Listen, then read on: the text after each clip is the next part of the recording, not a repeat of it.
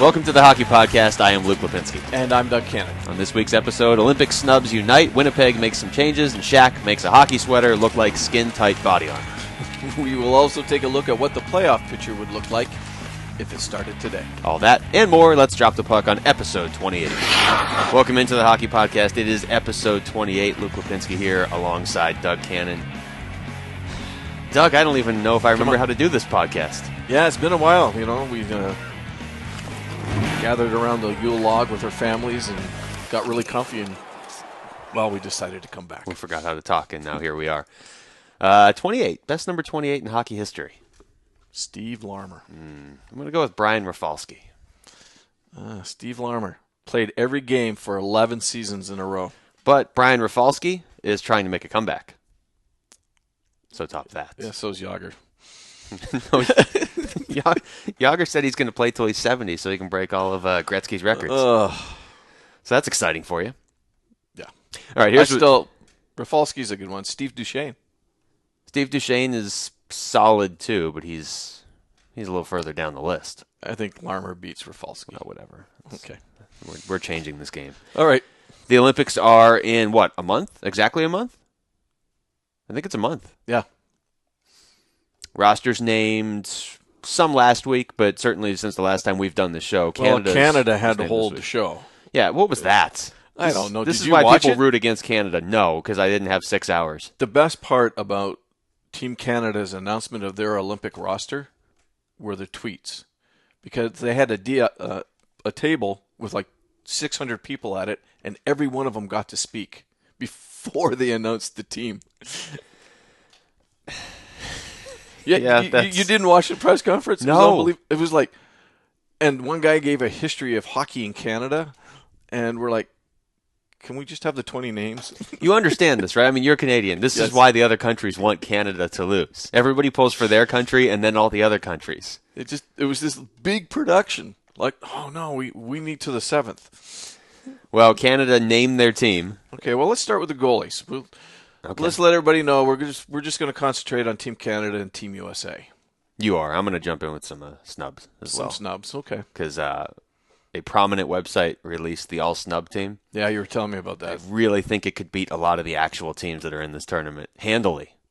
There were a ton of talented guys that didn't make either roster. And it's not just it's not like all of Canada's. Like some people have been doing Canada's B team and how great that would be. This is players from every country, which I really think they should do, because you have all these guys that are very good who deserve probably to go, and then they'll have the extra motivation of their country not wanting them, so they can just kind of go through and just be the angry, like, the renegade angry teams. teams. Yeah. All right, so Canada, they went with Roberto Luongo, Carey Price, Mike Smith in net. And USA, we've got Ryan Miller, Jonathan Quick, and maybe Jimmy Howard. Yeah, Jimmy Howard has had a rough year, which somehow got him elected to the Olympic team. But he's hurt again. Doesn't sound like it's too serious. I love how Team USA already named the backup in case he does get hurt, is Ben Bishop. So which is a good selection. It is. And Corey Schneider can just completely give up. He's not apparently making the team. Sorry, Corey. I'm interested to see what Team USA does, because right now Howard and Quick's coming back from injury. Right. It doesn't sound like Howard's injury is too serious, but Ryan Miller's played better probably than both of them, and he's actually playing, and he was in the Olympics 4 years ago, so I don't know who's going to start for that team. A couple months ago, you would have said Jonathan Quick, no-brainer. No-brainer, but I think Miller's probably got just the slight outside edge on it right now. I mean, you can't sit it's there. Not Howard.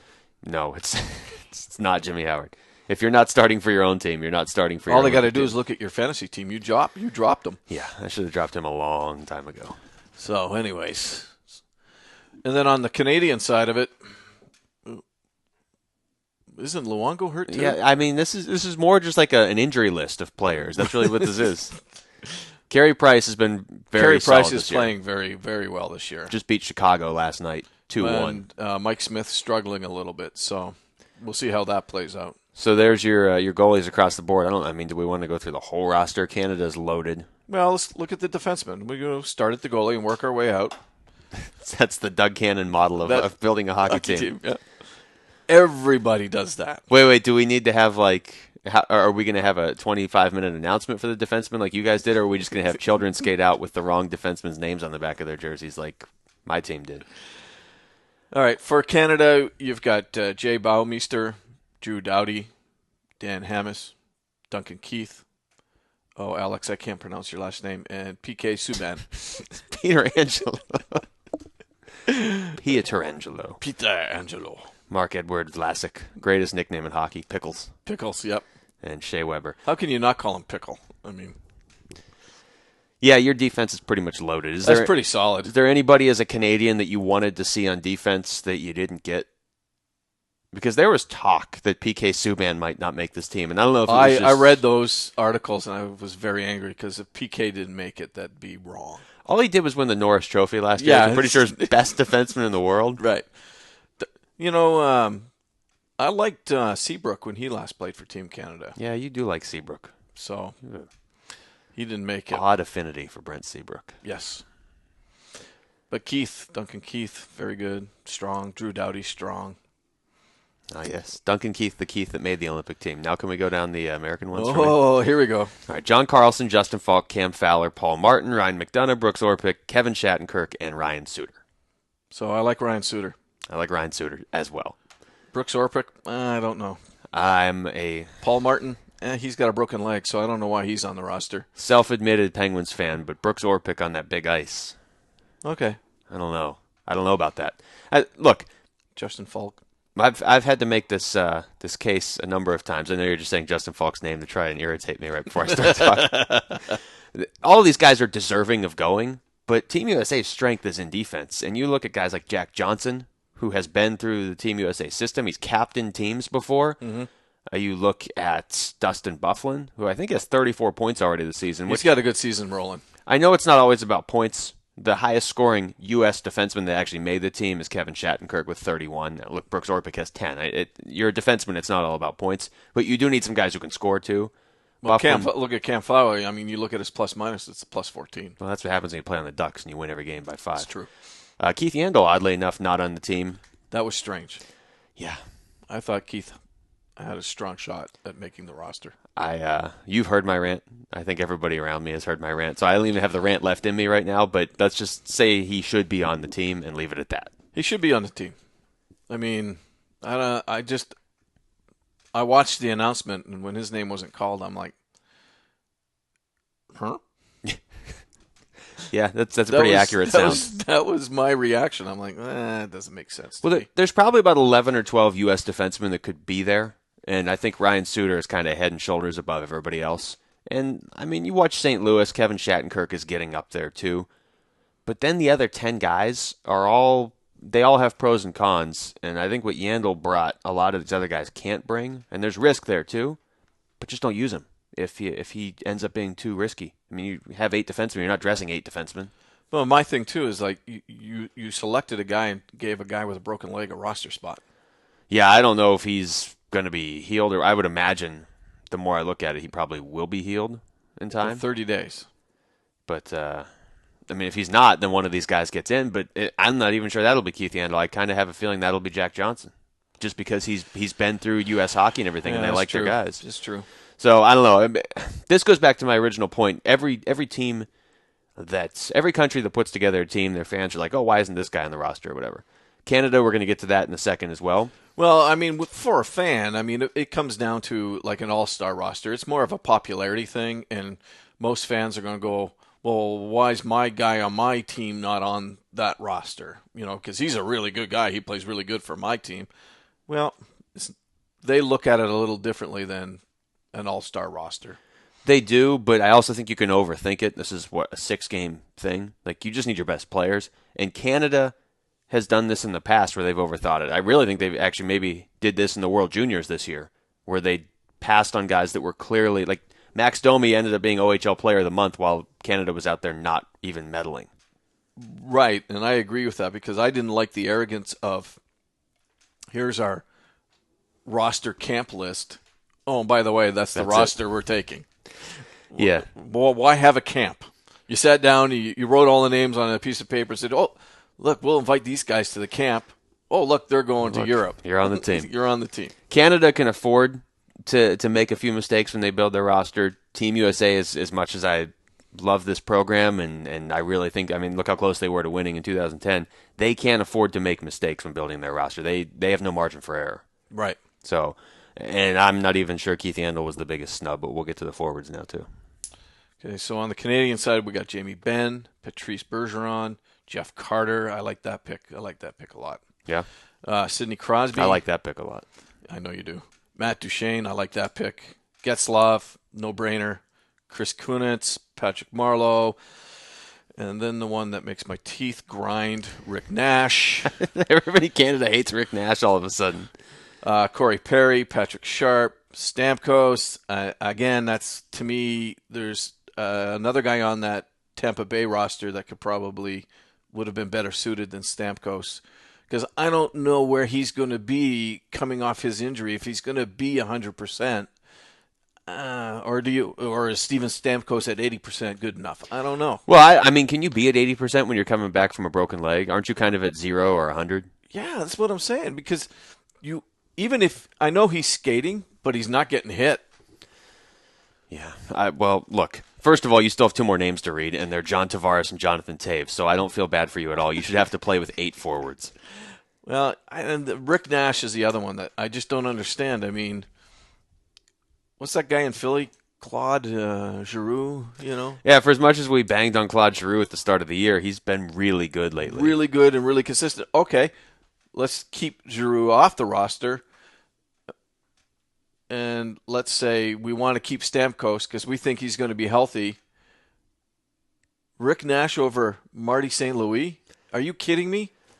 Yeah, in St. Louis, he's gone about it right, too. That's got to be so weird. That's just... I mean, Steve Yzerman is the Lightning GM, in case people haven't made the connection. He's not the only guy that picks Canada's roster, but he's one of the main guys. This is the second Olympics in a row that Martin St. Louis hasn't been on the team. He won the Hart Trophy last year, and he's now got 20 goals this year. Well, here's the other thing, okay? These guys all live together, work together, take care of each other. Marty's what, 35? No, he's older than that. Okay, so he's older than 35. I think he's 38. This would have been his, if you think about it, this was his last chance really at a shot of playing in the Olympics. Yeah, unless he's going to go Teemu Selanne and play for Finland. Yeah, he's 38. Okay, so another 4 years, he's 42. Is he still playing?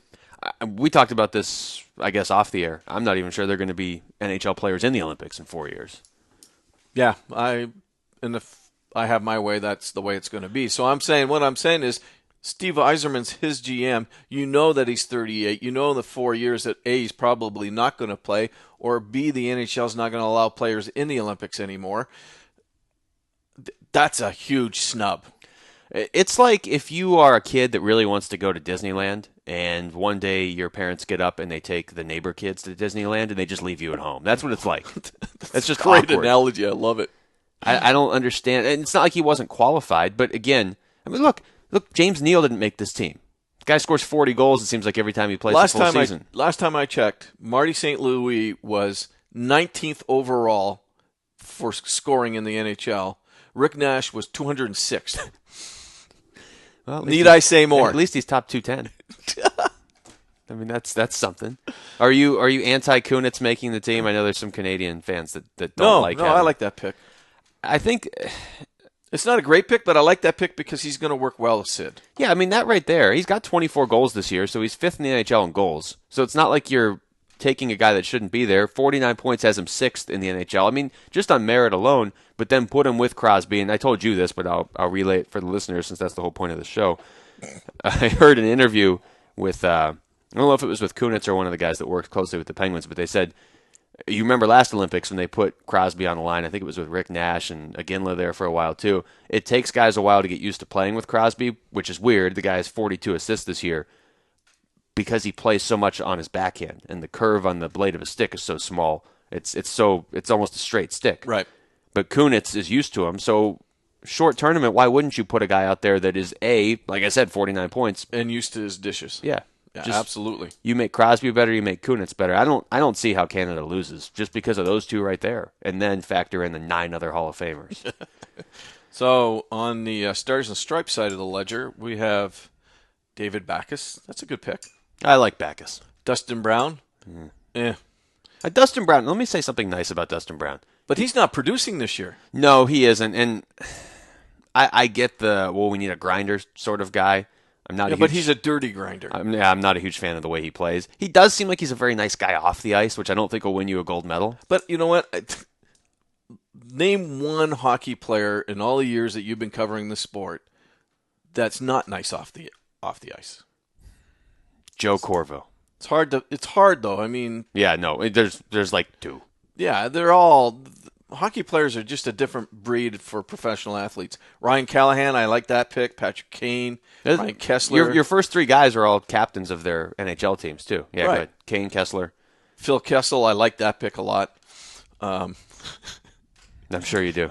TJ Oshie, Max Pacioretty, Zach Parisi. These are all names that you pretty much expected to see. It's a good team. Who did I miss? Joe Pavelski, Paul Stastny. Stastny's a nice pick. I like that pick. Yeah. James Van Riemsdyk, another Maple Leaf. Like that pick. Blake Wheeler. So now that's a surprise for me. Well, it's a surprise for me when you start to look at who was left off. And really, I don't think you have to look any further than Bobby Ryan, who, if I have the numbers right, has the most points of any U.S.-born forward in the last 4 years. If he's not number one, he's right there. You'd think I would have done the research before the show. How did Derek Stepan sneak in there? He had a really good year last year, and also he meets the requirement of if you're on the Rangers, you make Team USA's roster. So that's good. Like Ryan McDonough's on the team. He's a Ranger. Yeah, Bobby Ryan's the big one. Ryan Callahan, Derek Stepan. Yeah, Bobby Ryan not being on the team is it's borderline criminal. I mean, it's as much as I'm a huge Keith Yandel fan and think he should be on the team. The Bobby Ryan one, the more I look at it, you're looking in a tournament where Canada is loaded, Russia's loaded with firepower up front, Sweden's loaded. Team USA, you just read through the roster, that's a good team, but why would you leave any of your best scorers off? And so even if you... Well, especially when you're going up against the Sid Crosbys, the Alex Ovechkins of the world. You're not going to win games 2-1. No. Nope. I mean, this is the Olympics, bigger ice and a lot of talent. It's going to be 5-4 might be low scoring. And I'm just guessing, but I'm sure guys like Sid Crosby and Alex Ovechkin like that extra space on that big sheet. Yeah, I would imagine so. I mean, come on. So yeah, and you mentioned the word grinder with Brown. He's not going to do much grinding on that sheet. That's a big sheet of ice. So where's the logic there now? And he's not producing point-wise. So you didn't pick him because he's producing. I think you picked him because he's a fourth-line guy? He's been there before. That's stupid logic. And he's got leadership. I mean, don't put me in this situation where I have to sit here and defend Dustin Brown because you know that it's not comfortable for me at all. But let me give you a list of some of the other guys. This was the all-snub team. Here's some of the guys that didn't make it. Taylor Hall, Claude Giroux, Logan Couture, Yuri Hudler, who should have made the Czech Republic team. Radim Verbata. Yeah, him and Radim Verbata didn't make it. Peter Nedved, who I don't know how he's been doing because he hasn't played in the NHL in now 7 years. I looked it up. He was drafted before Beverly Hills 90210 was popular. Wow.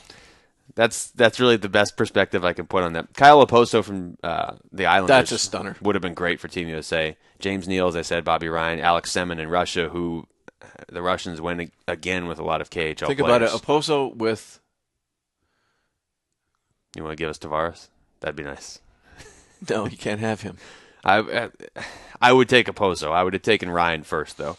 Eric Stahl doesn't make it. Yeah. Joe Thornton doesn't make it, but that's because they're so loaded at center. And that's a pretty good collection of forwards. I'm trying to see what defensemen, any of these guys you like. Seabrook was on the list. Keith Yandel, Dan Boyle, Mark Giordano, Ben Bishop, we talked about. Corey Schneider, Corey Crawford, Marc-Andre Fleury, for as much as you know my feelings on him in the playoffs. He's having a pretty good regular season. Yeah, but... Do you guys want to win?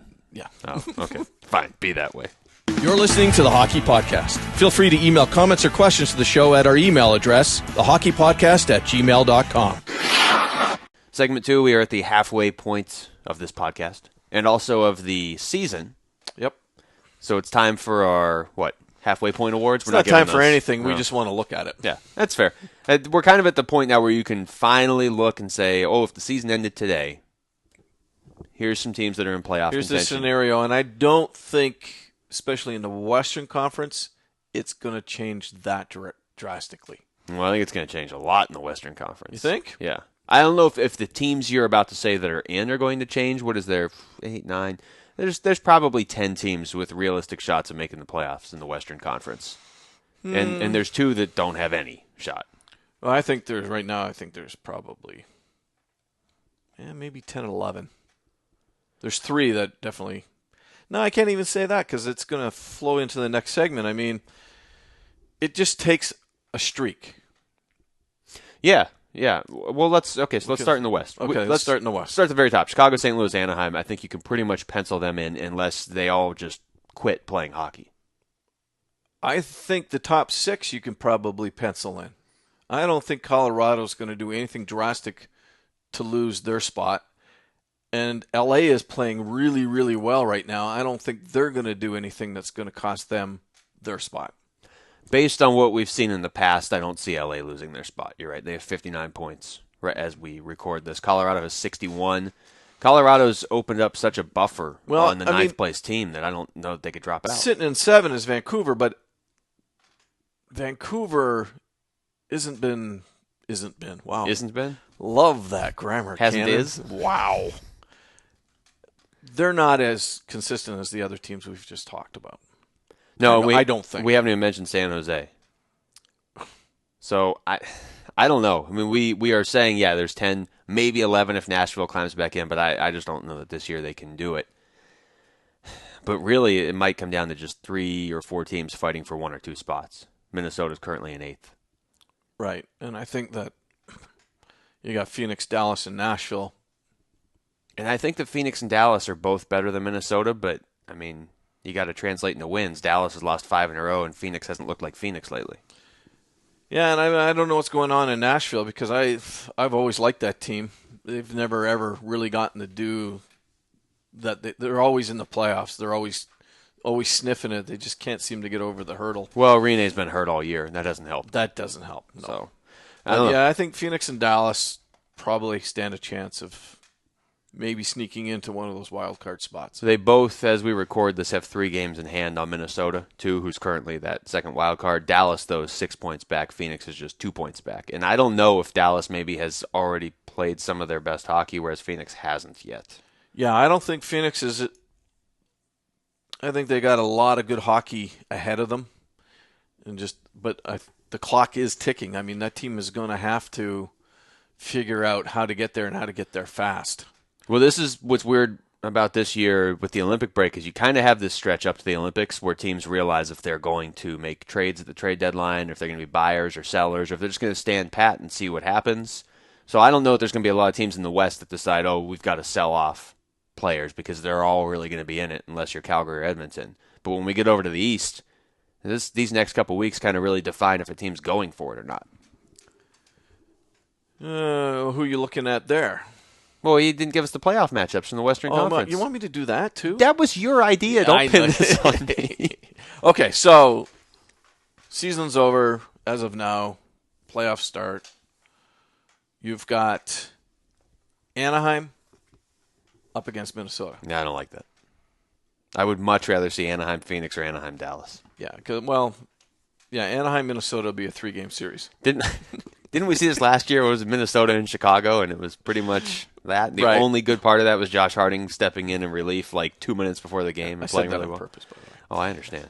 And then we'd have Chicago up against Vancouver. That would be fun. That'd be a fun matchup. I feel like Chicago needs. Yeah, Vancouver needs Rafi Torres back just for that series, just to kind of liven things up. So, and then in the Central, you have St. Louis up against Colorado. I think that would be fun, but I don't know that there would be much of a series there. Maybe Colorado. I think Colorado would give. I know St. Louis is really hot right now, but I think Colorado would give them a good matchup. St. Louis is 1 point behind Chicago, and they've played 3 less games. St. Louis is absolutely cruising, 8-1-1 in their last 10. Yeah, that's a good hockey team. Yeah, but they're not cruising as good as Anaheim. No. They've won 16 of their last 17. Jonas Hiller's won 13 games in a row. That's a good hockey team. That's a good club. And then, of course, the last one would be the Sharks against L.A. I always love that Northern California, Southern California. That'd be a fun matchup. That would be good. But we aren't in the playoffs. But we're not. Phoenix and Dallas could still crash that party. I think that's a good way to put it. I think Phoenix and Dallas are not going away, and I think Lindy Ruff's doing a pretty good job down in Dallas. So we'll see what happens. Let me say two things about the Western Conference. One, don't pull out our predictions that we did at the beginning of the year because I worked myself into most of them probably weren't bad, but I did something weird in the Pacific where I tried to figure out how to get Edmonton up closer to the playoffs, which was a horrible mistake. And I don't remember who I dropped, and I don't want to know, but it was either Anaheim or San Jose. And you know that I always think Anaheim's good, so if I dropped Anaheim this whole season, I'm just going to black out and forget it happened because I picked them to go to the Stanley Cup last year. And then the other they're thought, going this year. They look really good. The other thoughts is one that I've forgotten, so let's move over to the Eastern Conference. Pittsburgh right now leads the conference with 68 points, which is actually, that's a respectable number. That's what Chicago has. So the Penguins, we're finally seeing a couple teams from the East really start to put together maybe two teams from the East. Boston has 60 points. Tampa Bay, 58 How about points. Philadelphia? Yeah, Philadelphia's been surging lately. They're sitting in the third spot in the Metro division. Tampa Bay, though, has not dropped off without Stamkos. No. We all thought they were going to. Yeah, there's that guy, Marty St. Louis, that didn't make the Olympic team. Oh, he seems like he's pretty good. Yeah. Maybe they should look at him. So in the Eastern Conference, it's kind of been the knock all year that there's really only been a couple teams at the top. And I think it's fair to say that Pittsburgh or Boston could certainly win the Stanley Cup this year, especially because they, at least in theory, have an easier path to get there than teams like Chicago, St. Louis, Anaheim. I think Pittsburgh stands a really good chance this year because their defense is better. They got everybody. Yeah, finally right now they do. You know what I mean? For the most part. For the most part, they have everybody. Last year they didn't. Pittsburgh, even though they took a run at it. To me, yeah, they made the conference finals last year. Pittsburgh, to me, is that team where if everybody's healthy when the playoffs hit, and if Fleury is just average in the playoffs, I don't know how you beat them. But that hasn't come together in the last 4 or 5 years now. Either Crosby's been out, or Malkin's been out, or Neal's been out, or Fleury's not been average, or some combination of the two. Right. So the playoff matchups in the East, if we were to have them right now, would be Pittsburgh and the Rangers, Bruins, Red Wings. Whoa, slow down. Pittsburgh Rangers. Yeah. That's a good matchup. Quick side note on Henrik Lundqvist, because he seems to be getting back to being Henrik Lundqvist. Oh, I hope so. He's on my fantasy team. Well, good luck with that. When he goes to the Olympics, he can wear regular-sized pads that they're used to wearing. So if you're the Rangers, are you trying to do everything you can to convince him to not switch back to the bigger pads for 2 weeks in the middle of the season and then come back and have to readjust to these more streamlined? Do you think he would, though? For the gold medal for his country, he might, yeah. And it seems like it took him a while to adjust to these smaller, streamlined pads. Because he hasn't been Henrik Lundqvist this year. No, he hasn't. He hasn't been bad, but he just hasn't been the best. Interesting point. Very interesting point. That's why I came up with it. Bruins, Red Wings in the other. Go Boston. That'd be a fun matchup. Yeah, I think Boston would take that though. Tampa Bay, Montreal would be the 2-3 over there in the Atlantic. I'm not interested in that. Okay, well then they won't play it. And Washington, Philadelphia. That's a good one. I like that. That'd be a lot of fun to watch. Anybody in the East that's not in the playoffs that surprises you right now? It pains me to say this. What happened to the Maple Leafs? I thought Toronto would, and they're 3 points out of a spot, 2 points out of a spot because the Rangers only have 49. So I think Toronto gets back in, and I think Ottawa gets in too. Oh, I definitely think Ottawa stands a chance of getting in. Carolina, New Jersey, Toronto are all sitting there with 47, 2 points out of that last spot. Yeah, actually, I don't know who would drop out of those top 8, though. Maybe somebody from the Metro. It's weird. The Rangers, Flyers, and Capitals, none of them are safe. Yeah. Well, here's the thing, though. I think Toronto's problem is its goaltending, and we said that at the beginning of the season. Yeah, that wasn't supposed to be a problem this year. No, not when you go out and you get Bernier, and now you still have a problem. That's not good. We don't have to get into all the awards of who would be the Coach of the Year or the MVP or whatever, but I feel like we should at least look at the fact that the rookie class this year has been ridiculous. Strong. Seth Jones, Nathan McKinnon, Alexander Barkov has picked it up lately. Valerie Nichushkin out there in Dallas has been quietly very good. Chris Kreider is somehow still a rookie, even though it's his 9th year. He's been really good with the Rangers. Hampus Lindholm in Anaheim gives them that sort of defenseman that they didn't have before. Top 5 rookies. I'm going to give you their plus-minus, okay? Top 5 plus-minus guys? Yeah. Okay. Well, no, just the top 5 scorers, okay. Which would be McKinnon, Hurdle, Johnson, Kreider, Krug. Okay? Okay. McKinnon +6. Hurdle +11. Johnson +8. Kreider +10. Krug +3. Rookies. Yeah. Rookies on good teams. And Torrey Krug, he's going to be on the Olympic team. Listen, in I 4 know that years. Nathan McKinnon is a good player, but I didn't think he was going to have this kind of a season. He's really picked it up lately. You know what I mean? Playing on that young Colorado team with a new coach. All the more power to him, man. He's having a great season. Back-to-back 2-goal games earlier this week. Thomas Hurdle's 4 points off the lead, and he's missed 10 games because of that injury against Dustin Brown. And Torrey Krug, again, I just go back to him. He's American. There's another defenseman that's coming up if they do go to the Olympics in 4 years. So a lot of good rookies this year. There's always a couple good rookies, but I don't remember there being this many. We haven't even mentioned Tyler Toffoli, Mark Scheifele, Sean Monahan, who's dropped off lately, and Oli Mata out there in Pittsburgh, who's been really good. Because he's mad he didn't go to juniors. Yeah, that's he's no Mikhail Grigorenko. So, to wrap things up, what did you say Anaheim's record was? They've won 16 of their last 17. Oh, you picked them 6th. No. I said as we made those picks, I'm going to find the tape. That was under duress because that was the one where you told me to just pick quickly. And I was going through and I was like, wait, I haven't named Anaheim yet. Oh, that's awesome. How about I make this prediction? Okay. Anaheim will take Chicago out of the playoffs this year.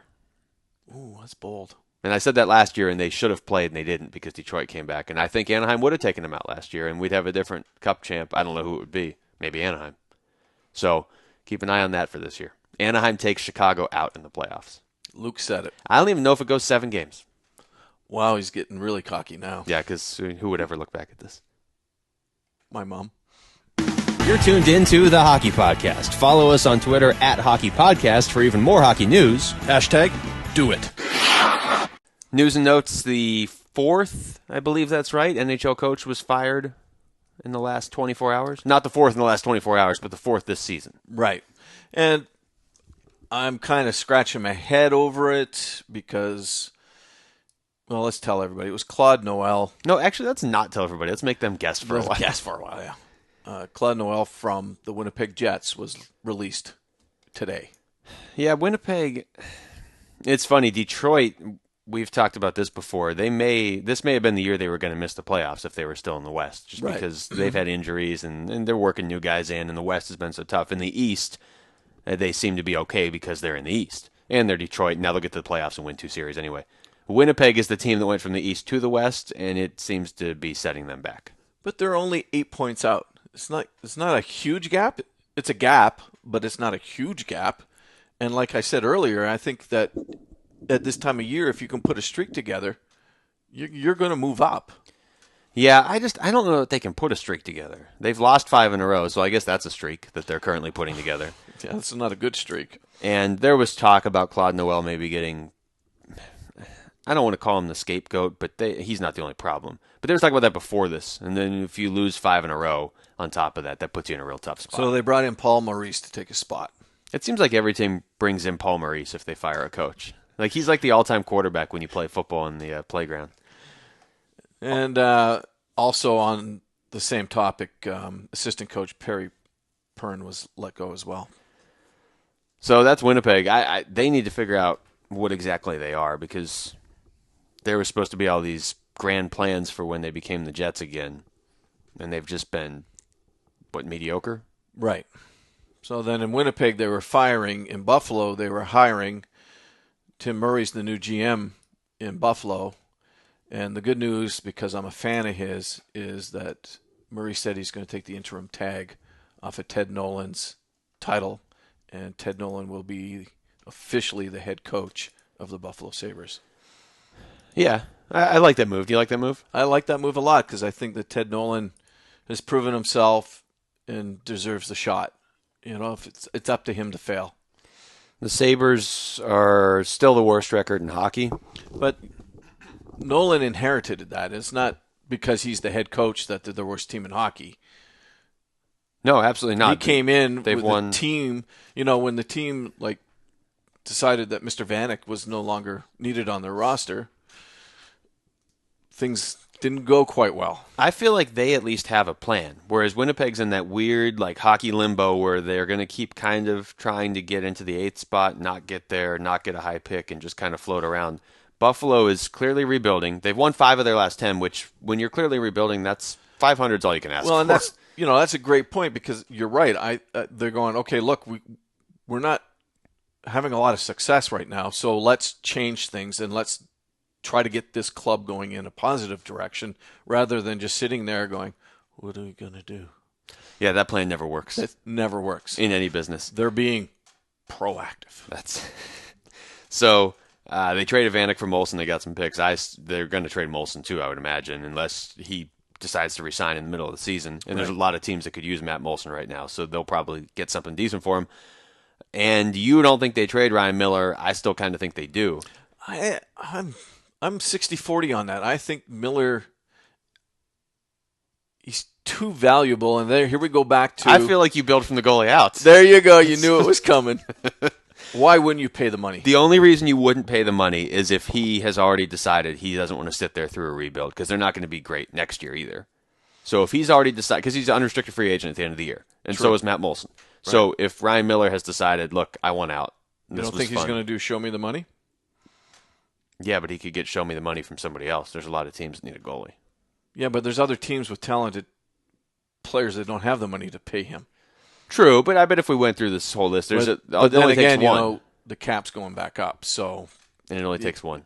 He could probably, and it's been a couple months. Philadelphia probably needs another goalie. If I'm Buffalo, I try to put a deal that he can't refuse together, because you need that, and then you build from there. Especially because Jonas Enroth is the backup, and he said the other day that it's hard to win with this group. So, wow. Maybe he's not the guy that you... That's a big, giant, reverberating snap. That's a big, mean, honest answer. Wow. So that's Buffalo. The flip side of Buffalo is Anaheim, who we've already had to talk about quite a bit. But Jonas Hiller, 13 straight wins and counting. 8 goalies now counting him have ever done that in the history of the league. Martin Brodeur was the last guy to do 12, and that was in 1997. So you can see that this is not something that happens very often. No, and we had the pleasure of watching Mr. Hiller last night, and he looked sound. He looked very, very confident, very, very... It's not even confident anymore. It's just expecting to win. Yeah. If the playoffs started right now, the Ducks would win the Stanley Cup. No question. But they don't start right now. And you don't want to peak in January. So why did we do the second segment? I don't know. I always ask myself why we did the second segment. They are peaking possibly in January. I don't know if they can do a whole lot better than 16 out of 17. So that would be my only worry with the Ducks. But that's a very small worry. And Hiller has won 13 straight, and I don't know when he's going to lose again. It'd be interesting to see where they end up at the Olympic break. Yeah, they could be that team that we've been talking about. The Olympic break kills some of their momentum. And they've got guys going to the Olympics. Yeah. So it'd be really... So, and the other thing I wanted to talk about was the big man in New Jersey on the Zamboni. And who is that big man? Well, I don't know why he was in New Jersey. You're going to have to update me on this. He dropped the puck. Shaquille O'Neal. Honestly, one of the greatest personalities you're going to meet in sports. One of the greatest sports personalities ever. I love him. I mean, he's just... I've met him. I've spoken to him. He's just a great guy. Yeah. It really is. Oh, he's especially when there's not cameras around. He's that much more entertaining when the cameras are off. But how did they find a hockey jersey that fits Shaq? Like, Shaq's a very large individual. How did Shaq get on the Zamboni? Why was he there? He was just there to drop the puck? This feels like a movie promotion or something for, like, Kazam 2. He was the ceremonial puck drop that night. I don't know why he was in New Jersey or why he was asked to do it. I didn't research that at all. Didn't research your own story? Well, it's not my story. I just thought it was great to see Shaq on a Zamboni. You didn't even give me anything for that Kazam 2 reference. Come on, that was a great movie. Kazam. That's it for episode 28. Join us next week as we give 24/7 its proper send-off and look ahead to the upcoming NHL Revealed series. And maybe we can give the Reveal series a proper send-off if Luke takes the time to watch them. We'll also be looking at the Stadium Series games. Rude. Plus, whatever else happens in the next 7 days, thanks for listening to the Hockey Podcast.